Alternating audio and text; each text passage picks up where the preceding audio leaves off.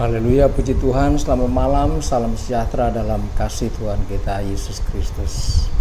Selamat kita berjumpa lagi untuk mengikuti pelajaran Alkitab, khususnya tentang Roh Kudus.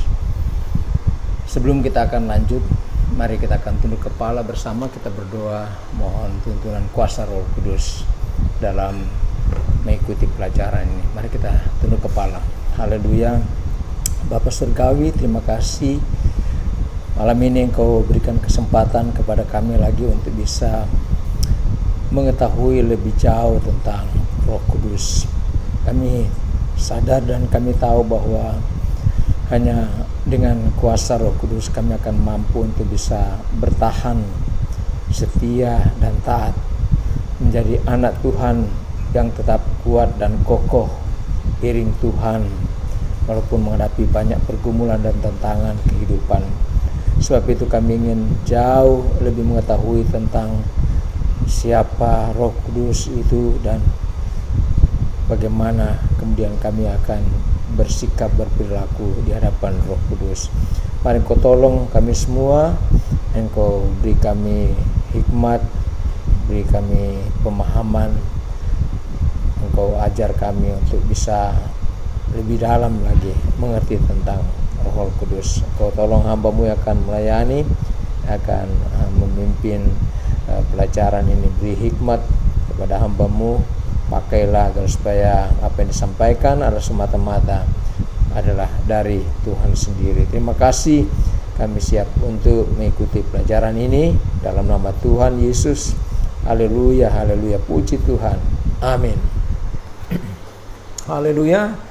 Saudara-saudara yang kasih dalam Tuhan, berapa malam kita sudah jalani dan telah mempelajari sejumlah hal berkaitan dengan Roh Kudus. Jadi kita semua sudah paham bahwa Roh Kudus itu adalah oknum Allah. Itu bukan cuma sekedar satu energi, bukan sekedar pengaruh, bukan sekedar kuasa, tetapi dia adalah oknum Allah yang tentu saja sebagai pribadi dia mempunyai jiwa seperti kita. Jadi dia mempunyai perasaan, dia mempunyai kemauan, dia punya kehendak, dan adalah kepentingan kita semua untuk bisa memahami apa yang menjadi pikiran, menjadi perasaan, menjadi kemauan dari Roh Kudus, agar supaya kita tahu bagaimana kita harus bersikap di hadapan Roh Kudus, bagaimana kita harus memperlakukan Roh Kudus, karena sebagai oknum, sebagai pribadi tentu saja dia mempunyai perasaan-perasaan seperti yang kita sudah pelajari pada minggu sebelumnya, ya. Dia bisa merasa dihujat, ya. Dia bisa merasa dihina, ya. Sebab itu kita memang harus paham supaya kita tidak terlibat dalam hal-hal yang kemudian bisa menyakiti, ya, mendukakan Roh Kudus yang adalah oknum Allah itu. Jadi Roh Kudus itu bukan bedanya dengan kita, dia bukan terdiri atas darah dan daging, ya. Dia tidak bisa kita lihat, tetapi kita bisa rasakan kehadirannya. Jadi dia bukan terdiri atas darah dan daging, tapi dia sifatnya roh, ya. Sekarang kita akan membahas tentang karena sering dikatakan juga bahwa Roh Kudus itu sebagai oknum Allah, ya, seperti kita sudah ketahui sebelumnya, maka kita akan membahas kealahan dari Roh Kudus, ya. Apanya dari Roh Kudus itu yang kemudian membuktikan bahwa Roh Kudus itu adalah oknum Allah, ya, kira-kira seperti itu, ya. Jadi di dalam 1 Korintus 2 ayat 11 1 Korintus 2 ayat 11 dan seterusnya sampai ayat 14, firman Tuhan berkata, Siapa gerangan di antara manusia yang tahu apa yang terdapat dalam diri manusia selain roh manusia sendiri yang ada dalam dia? Demikian pula lah tidak ada orang yang tahu apa yang terdapat dalam diri Allah selain roh Allah. Kita tidak menerima roh dunia, tapi roh yang berasal dari Allah, supaya kita tahu apa yang dikaruniakan Allah kepada kita. Dan karena kami menafsirkan hal-hal rohani kepada mereka yang punya roh, kami berkata-kata tentang karunia-karunia Allah dengan perkataan yang bukan diajarkan kepada kami oleh hikmat manusia, tapi oleh roh. Tetapi manusia duniawi tidak menerima apa yang berasal dari roh Allah, karena hal itu baginya adalah suatu kebodohan, dan ia tidak dapat memahaminya, sebab hal itu hanya dapat dinilai secara rohani. Ya. Jadi di sini secara tegas firman Tuhan ada berapa kali menyebutkan bahwa Roh Kudus itu adalah roh Allah, ya. Roh Allah, dan dia mengetahui apa yang terdapat dalam diri Allah, ya. Sama dengan kita, roh kita mengetahui apa yang terdapat dalam diri kita, maka roh Allah ini juga dia paling mengetahui apa yang terdapat dalam diri Allah, sehingga lewat roh Allah ini kita kemudian bisa memahami apa yang menjadi pikiran-pikiran, apa yang menjadi kehendak-kehendak, apa yang menjadi kemauan Allah bagi kita. Nah, jadi roh Allah inilah yang kemudian memberitahukan kepada kita, ya, supaya kita kemudian mengerti, tahu apa yang berkenan dan apa yang tidak berkenan kepada Allah, ya. Saudaraku yang kasih dalam Tuhan, jadi Tuhan adalah roh, ya, dan Roh Kudus disebut juga sebagai Tuhan. Jadi Tuhan itu adalah roh sifatnya, dan Roh Kudus juga disebut sebagai Tuhan. Dalam 2 Korintus 3 ayat 17 sampai 18, 2 Korintus 3 ayat 17 sampai 18, firman Tuhan berkata, sebab Tuhan adalah roh, dan di mana ada roh Allah, di situ ada kemerdekaan. Dan kita semua mencerminkan kemuliaan Tuhan dengan muka yang tidak berselubung, dan karena kemuliaan itu datangnya dari Tuhan yang adalah roh, maka kita diubah menjadi serupa dengan gambarnya dalam kemuliaan yang semakin besar, ya. Jadi katakan sini, sebab Tuhan adalah roh, dan di mana ada roh Allah, di situ ada kemerdekaan, ya. Jadi di sini jelas dikatakan bahwa roh Tuhan adalah Roh Kudus adalah Tuhan, dan Tuhan itu adalah roh, dan di mana ada roh Allah, maka di situ terjadi kemerdekaan, terjadi kebebasan.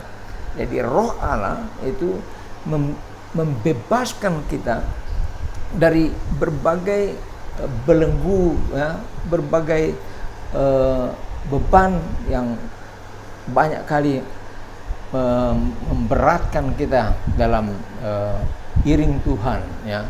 Roh Kudus memerdekakan kita sehingga kita kemudian dengan bebas bisa memuji, memuliakan Tuhan, ya, dalam hidup kita, ya. Oleh karena dikatakan tadi bahwa Roh Kudus itu adalah Allah, maka dengan sendirinya Roh Kudus itu mempunyai sifat-sifat kealahan, ya. Sifat-sifat kealahan yang tentu saja sifat-sifat ini tidak dimiliki oleh kita manusia. Nah, sifat-sifat yang hanya dimiliki oleh Allah, ya. Yang dikatakan tadi adalah roh adanya, ya. Yang pertama, Roh Kudus itu bersifat kekal, ya, kekal, ya. Dalam Ibrani 9 ayat 14, Ibrani 9 ayat 14, firman Tuhan berkata, betapa lebihnya darah Kristus yang oleh roh yang kekal telah mempersembahkan dirinya sendiri kepada Allah sebagai persembahan yang tak bercacat, akan menyucikan hati nurani kita dari perbuatan-perbuatan yang sia-sia, supaya kita dapat beribadah kepada Allah yang hidup. Jadi saudaraku yang kasih dalam, di sini dikatakan betapa lebihnya darah Kristus yang oleh roh yang kekal telah mempersembahkan dirinya sendiri kepada Allah. Jadi Roh Kudus, roh Allah itu sifatnya kekal, Sebagaimana Allah itu kekal, maka Roh Kudus itu kekal. Roh Kuduslah yang menuntun, memberikan kemampuan kepada Yesus sebagai anak manusia, sehingga dia mampu mempersembahkan dirinya sendiri kepada Allah di Golgota. Ya. Jadi kemampuan dari Yesus ketika dia mengalami penderitaan, siksaan yang luar biasa itu, kemampuan itu hanya datang dari, di sini dikatakan dari Roh yang kekal, yaitu Roh Kudus. Jadi Roh Kudus berperan dalam proses penderitaan Tuhan Yesus sampai dia naik ke Golgota dan disalib di Golgota. Yang kedua, Roh Kudus itu maha hadir, ya, maha hadir.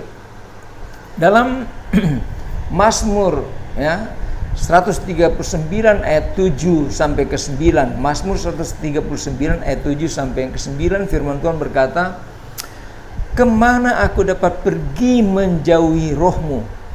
Kemana aku dapat lari dari hadapan-Mu? Jika aku mendaki ke langit, Engkau di sana. Jika aku menaruh tempat tidurku di dunia orang mati, di situ pun Engkau. Jika aku terbang dengan sayap fajar dan buat kediaman di ujung laut." Ya. Saudara, ini ungkapan dari pemazmur yang mengatakan bahwa Roh Allah itu ada di mana-mana. Ya. Kemana aku dapat lari dari hadapan-Mu? Jadi pemazmur bertanya, kemana dia bisa lari, kemudian bisa menghindar dari hadapan Roh Allah. Artinya bahwa tidak ada tempat di dunia ini, di bawah bumi, bahkan di atas bumi ini, di mana kita bisa bersembunyi dan menghindar, lari dari kehadiran Roh Kudus. Roh Kudus ada di mana saja. Sehingga saudara yang kasih dalam Tuhan, makanya kalau kita berdoa, ya, memohon, meminta kepada Roh Kudus pertolongan, maka di mana saja kita bisa lakukan itu. Kita ada di rumah, ya, kita ada di gereja, kita ada di dapur, ya, kita ada di kamar kita ada dalam perjalanan, ya, di mana saja, ada di udara, ada di tengah laut, ada di atas bukit. Di mana saja kita memerlukan Roh Kudus, maka dia ada di sana, karena dikatakan dia adalah maha hadir, ya, dia omnipresent, ya, bisa berada di mana saja, kapan saja ketika kita perlukan. Yang berikut, Roh Kudus adalah maha kuasa, ya, maha kuasa. Dalam Lukas 1 ayat 35 sampai 37, firman Tuhan berkata, ya, jawab malaikat itu kepadanya, Roh Kudus akan turun atasmu dan kuasa Allah yang maha tinggi akan menaungi engkau. Sebab itu anak yang akan kau lahirkan itu akan disebut kudus, anak Allah. Dan sesungguhnya Elisabet sanakmu itu, ia pun sedang mengandung seorang anak laki-laki pada hari tuanya, dan inilah bulan yang ke-6 bagi dia yang disebut mandul itu. Sebab bagi Allah tidak ada yang mustahil. Saudara, di sini dikatakan bahwa Roh Kudus akan turun atasmu dan kuasa Allah yang maha tinggi akan menaungi engkau. Ya. Di sini artinya bahwa Roh Kudus itu adalah Roh maha kuasa. Ya. Dia adalah Tuhan, dia adalah Allah, dan memungkinkan segala sesuatu. Ya. Ini berita yang disampaikan tentang kelahiran Kristus. Ya.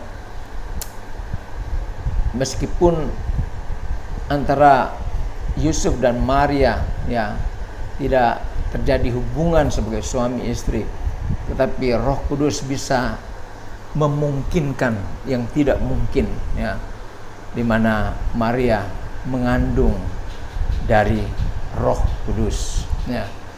Dia adalah oknum yang maha kuasa. Ya. Maha kuasa artinya bahwa apa saja yang dia mau terlaksana dan bisa terjadi. Sehingga apa saja yang dia mau untuk terjadi dalam kehidupan kita, itu bisa terjadi karena dia adalah Allah yang maha kuasa. Kemudian Berikutnya, Roh Kudus adalah Maha Tahu, ya. Roh Kudus Maha Tahu. Dalam 1 Korintus 2 ayat 10, ya, sampai 11, 1 Korintus 2 ayat 10 dan 11, firman Tuhan berkata, karena kepada kita Allah telah menyatakannya oleh Roh, sebab Roh menyelidiki segala sesuatu, bahkan hal-hal yang tersembunyi dalam diri Allah.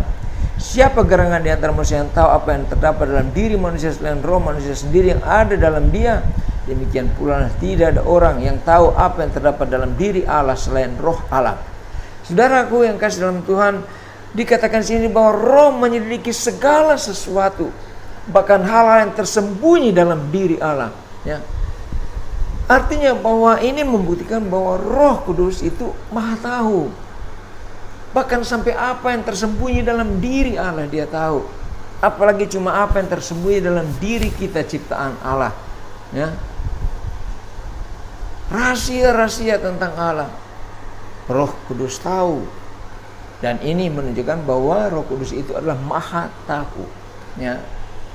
Dia tahu apa saja, ya. Dia tahu keperluan kita, dia tahu kekurangan kita, dia tahu kelemahan kita, dia tahu ketidakmampuan kita, sehingga tidak ada yang tersembunyi bagi dia, ya, dalam soal pengetahuan. Sehingga kita tidak bisa berpura-pura di hadapan Roh Kudus, ya, bersandiwara di hadapan Roh Kudus, karena Roh Kudus kenal dan tahu betul apa yang ada dalam diri kita. Kemudian selanjutnya dikatakan bahwa Roh Kudus itu kudus adanya, ya. Roh Allah, Roh Kudus itu kudus adanya dalam Lukas 11 ayat 13. Lukas 11 ayat 13, Tuhan berkata, jadi jika kamu yang jahat tahu memberi pemberian yang baik kepada anak-anakmu, apalagi Bapamu yang di surga, Ia akan memberikan Roh Kudus kepada mereka yang meminta kepadanya, ya. Jadi firman Tuhan sendiri berkata bahwa Ia akan memberikan Roh Kudus kepada mereka yang meminta kepadanya, ya. Jadi Roh Allah itu suci, kudus adanya, ya. Sehingga dia tentu saja mau bersemayam dalam hati yang kudus, yang suci, ya. Tidak suka dengan perkara-perkara yang kotor, yang tidak berkenan kepada Allah. Dia tidak suka, ya, kalau hidup kita yang sudah yang meminta supaya dipenuhkan oleh Roh Kudus, kemudian hati kita ternyata tidak kudus, tidak suci, maka susah tentu saja bagi Roh Kudus untuk bisa bersemayam di tempat yang belum disucikan, ya. Saudaraku yang kasih dalam Tuhan, di sini dikatakan bahwa Roh Kudus itu adalah pemberian Allah, ya. Kita semua tahu ketika Yesus naik ke surga, maka dia janjikan Roh Kudus, ya, penolong yang lain. Jadi itu merupakan pemberian dari Allah, ya. Jadi oleh karena Roh Kudus itu adalah pribadi Allah, maka Allah yang nature atau sifatnya suka memberi, ya, Roh Kudus juga mempunyai nature yang sama, yang memberi, yang suka memberi, ya. Memberi kepada orang-orang yang dikehendakinya. Pada minggu sebelumnya kita sudah mengetahui bahwa Roh Kudus itu memberi, ya, tugas-tugas kepada hamba-hamba Tuhan, pelayan-pelayan Tuhan, ya. Ada yang diberi tugas untuk melaksanakan tugas sebagai gembala, ada sebagai nabi, sebagai rasul, sebagai pengajar, ya, sebagai penginjil, ya. Ini pemberian-pemberian dari Roh Kudus. Juga selain itu, Roh Kudus juga memberikan apa yang disebut dengan karunia, ya. Karunia Roh Kudus, ya. Dalam bahasa Yunani, karunia ini dikenal dengan kata karisma, yang dalam bahasa Inggris dikatakan grace atau favor, ya. grace atau favor, ya. Itu artinya bahwa itu adalah pemberian, itu adalah karunia, ya, semata-mata, ya. Dalam 1 Korintus 12 ayat 7 sampai 10. 1 Korintus 12 ayat 7 sampai 10 firman Tuhan berkata, tetapi kepada tiap-tiap orang dikaruniakan pernyataan roh untuk kepentingan bersama. Sebab kepada yang seorang roh memberikan karunia untuk berkata-kata dengan hikmat, dan kepada yang lain roh yang sama memberikan karunia berkata-kata dengan pengetahuan. Kepada yang seorang roh yang sama memberikan iman, dan kepada yang lain yang memberikan karunia untuk menyembuhkan. Kepada yang seorang roh memberikan kuasa untuk melakukan mujizat, dan kepada yang lain yang memberikan karunia untuk bernubuat, dan kepada yang lain lagi yang memberikan karunia untuk membedakan macam-macam roh. Kepada yang seorang yang memberikan karunia untuk berkata dengan bahasa roh, kepada yang lain yang memberikan karunia untuk menafsirkan bahasa roh itu. Ya, tapi semuanya ini dikerjakan oleh roh yang satu dan yang sama, yang memberikan karunia kepada tiap-tiap orang secara khusus seperti yang dikehendakinya. Saudaraku yang kasih dalam Tuhan, di sini jelas dikatakan bahwa Roh Kudus itu memberikan sejumlah karunia, ya, kepada orang-orang yang dikehendakinya, ya. Jadi karunia ini pemberian saja, ya. Sehingga itu bukan milik, bukan properti kita, ya. Tetapi itu adalah sesuatu yang diberikan, ya, kepada orang-orang yang dikehendaki oleh Tuhan, digunakan untuk dikatakan untuk kepentingan bersama, ya. Kalau di tengah-tengah jemaat ada orang-orang yang diberikan karunia yang bermacam-macam, ya. Ada karunia pengetahuan, karunia hikmat, karunia iman, ya, ya, dan yang lain-lain, menyembuhkan, mujizat, ya. Itu semua adalah untuk kepentingan membangun jemaat bersama, untuk kepentingan bersama, ya. Bukan menjadi sesuatu yang untuk kepentingan diri, apalagi untuk menunjukkan hebatnya kita, bahwa kita mempunyai karunia, ya, pengetahuan, mempunyai karunia hikmat. Bukan itu maksud dari Allah memberikan karunia kepada orang-orang yang diberikan karunia, tapi itu diberikan agar supaya itu digunakan untuk membangun jemaat, ya, untuk bisa kemudian mencapai gereja yang sempurna. Gereja yang sempurna adalah gereja yang tiada bercacat dan tiada bercela, ya. Jadi saudaraku yang kasih dalam Tuhan, Allah Roh Kudus itu dia senang memberi, ya, memberi sesuai dengan kehendaknya kepada orang-orang yang dikehendakinya, ya. Sehingga ini bukan soal perasaan bahwa saya dipanggil, saya diberikan karunia iman, saya diberikan pengetahuan. Bukan soal perasaan kita, tapi itu memang karena Allah mau memberikan itu kepada kita, dan itu digunakan bukan untuk kepentingan kemuliaan kita, tapi untuk membangun jemaat, sehingga jemaat bisa secara bersama-sama mendapatkan manfaat daripada karunia-karunia yang Tuhan berikan kepada kita masing-masing. Saudaraku yang kekasih dalam Tuhan, oleh sebab itu dikatakan bahwa dengan memiliki apa yang Tuhan berikan, ya, kepada kita, maka kemudian itu akan semakin memperkuat, ya, menegaskan kehadiran Allah di tengah-tengah jemaat, ya.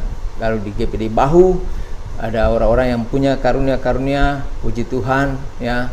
Tetapi saudara-saudara, jangan sampai ada yang menuntut, ya, untuk mempunyai karunia tertentu, ya, karena itu adalah haknya Tuhan untuk memberikan.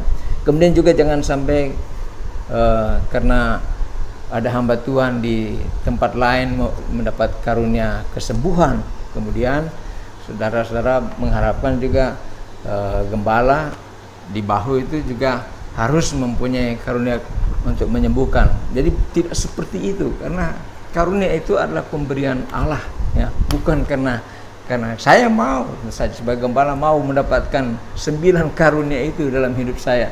Tapi itu kembali ya, itu adalah hak kedaulatan Tuhan untuk memberikan. Kalau Tuhan berikan kepada saya, puji Tuhan, itu akan digunakan untuk membangun jemaat, untuk memastikan kepada jemaat bahwa Roh Allah ada bersama-sama dengan jemaat GPD Bahu. Puji Tuhan. Ini pelajaran untuk hari ini, dan akan kita lanjutkan lagi pada malam berikutnya. Puji Tuhan, kiranya ini bisa memberikan kekuatan, pemahaman baru dalam kehidupan kita. Haleluya. Mari kita tunduk kepala bersama, kita bersyukur kepada Tuhan. Haleluya. Bapa Surgawi, terima kasih banyak malam hari ini Engkau tuntun kami lagi untuk bisa memahami lebih jauh tentang Roh Kudus, agar supaya kami makin paham tentang pekerjaan Roh Kudus, dan kemudian apa manfaat-manfaat yang dapat kami terima kehadiran Roh Kudus di tengah-tengah kami. Kami percaya bahwa dengan kehadiran-Mu maka kami semua akan bertumbuh, bertambah, dan makin kuat di dalam Tuhan. Terpujilah nama-Mu Tuhan. Inilah menjadi doa dan syukur kami, biar firman-Mu itu akan tertanam dalam hati kami semua. Dalam nama Tuhan Yesus kami sudah berdoa dan mengucap syukur. Haleluya, haleluya. Amin. Puji Tuhan. Saudara, sampai berjumpa lagi pada pelajaran berikutnya. Tuhan memberkati kita semua. Haleluya, puji Tuhan.